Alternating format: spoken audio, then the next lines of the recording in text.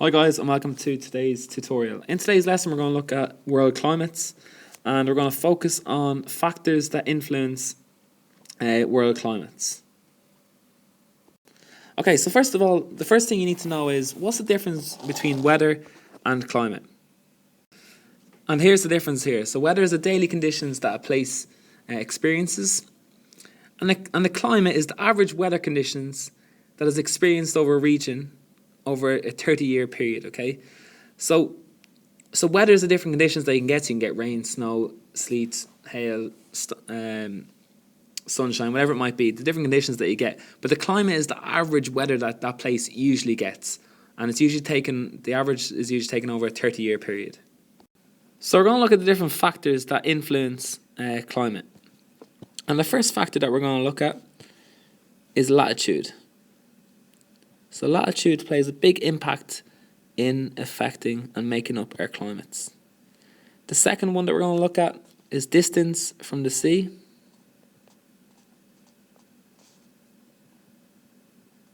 So distance from the sea. The third factor that we're going to look at is altitude. So again, altitude plays a big impact in defining your climate. The fourth factor is prevailing winds. Prevailing winds.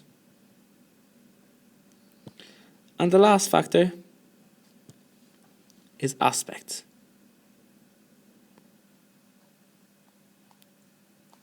Okay, so these 5 factors have a big influence in defining your climate. And we're going to look at each one of these individually now.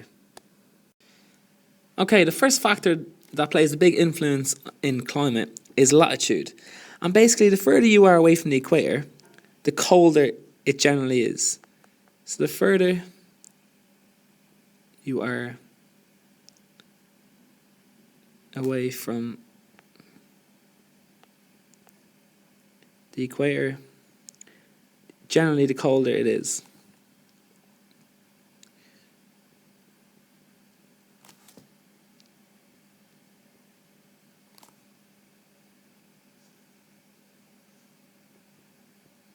Colder it will be. And likewise, places that are on the equator or very close to the equator are going to have very hot climates. And ones that are very far away from the equator are going to have very cold climates, and they're known as polar regions. Okay, the next one is distance from the sea, and this plays a big part in defining your climate of a region. Okay, so basically if you're surrounded by sea or you're very close to sea, it means that in winter the sea retains the heat, and that therefore keeps the land warm, and you'll have a much milder winter. However, in the summer, the sea will it won't cool down very quickly, so you will stay cool in the summertime. Where if you're surrounded by land, in the wintertime, because land doesn't retain heat, it loses heat very quickly. You'll be much colder, but in the summer, land will heat up very quickly, which will leave you have a much warmer climate in the summertime. So basically, a country in the same latitude, so say Dublin and Warsaw in Poland, in the winter, Poland will be much colder than Dublin because it's surrounded by land mainly, whereas Ireland is surrounded by sea. Whereas in the summertime, Dublin won't heat up as quickly because water doesn't heat up as quickly, where land heats up very quickly. So in the summer, Warsaw will be much hotter than Dublin. This is because of the distance from the sea. So but basically what I've put in here is if you're surrounded by sea, you'll have mild winters and cool summers. And if you're surrounded by land, you'll have colder winters and warmer summers, because land heats up and cools down much faster than the sea. The next one is altitude, and basically the higher you go up, in altitude. So the higher the altitude, the colder it gets. So the higher the altitude, the colder it gets. And a good rule for thumb is that basically For every 150 meters that you climb, so every 150 meters that you go up, the temperature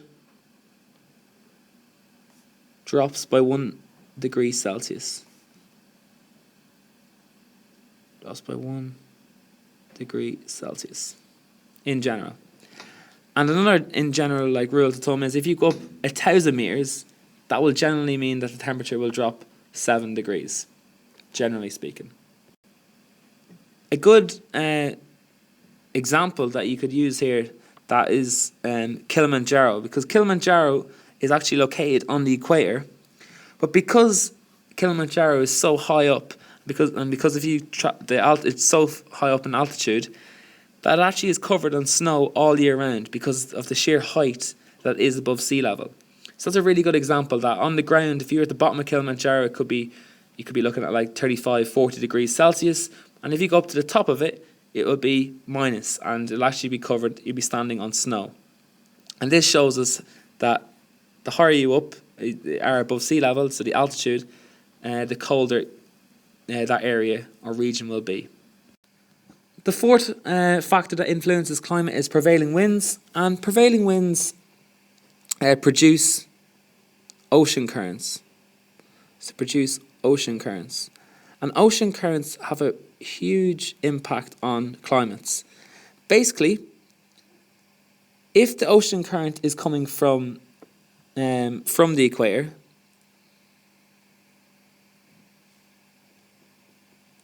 so from the equator,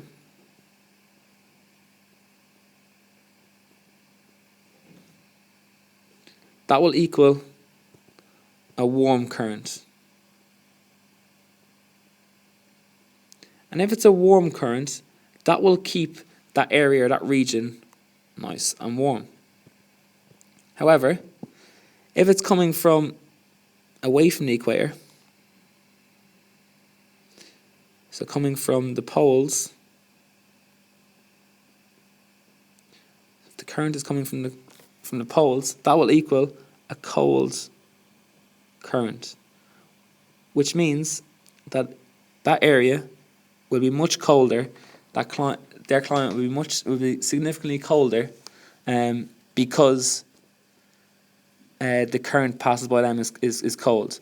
An example could be like the Labrador current. Okay, the Labrador current is a cold current, and it passes down by from the poles, but then past Northern America, so from the north of Canada, and it goes all the way down to down along the east coast of Canada, and this leaves the area very, very cold. Whereas coming up from the equator, you've got the Gulf Stream, and it's coming from the equator, and that's a very warm current. So places that are along the coast of the East America, because they're being affected by the Gulf Stream, are much warmer than places that are closer to the Labrador current, because the Labrador current keeps it very, very cold. And the last factor that influences climate is aspect.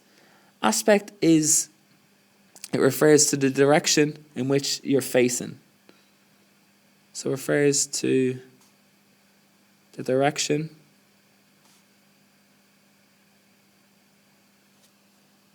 the land is facing.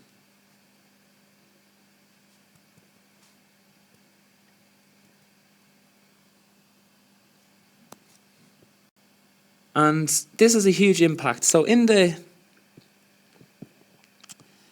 northern hemisphere,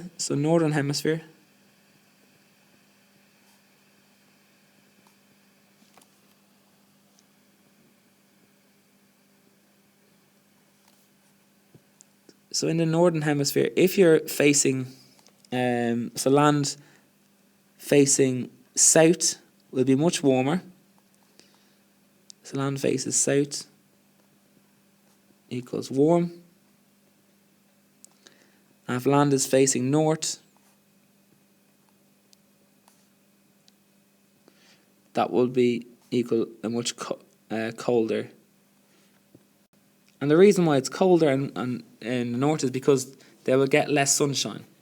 Where if it's facing south, it'll be warmer because it'll receive more sunshine.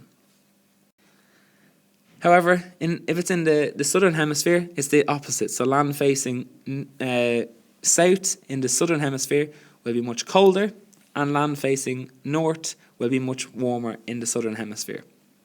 But where we live, the land that faces like south receives more sunshine, therefore it's going to be warmer. And if you're facing north, you're going to receive less sunshine, so you're going to be colder. So aspect has a big impact on our climates.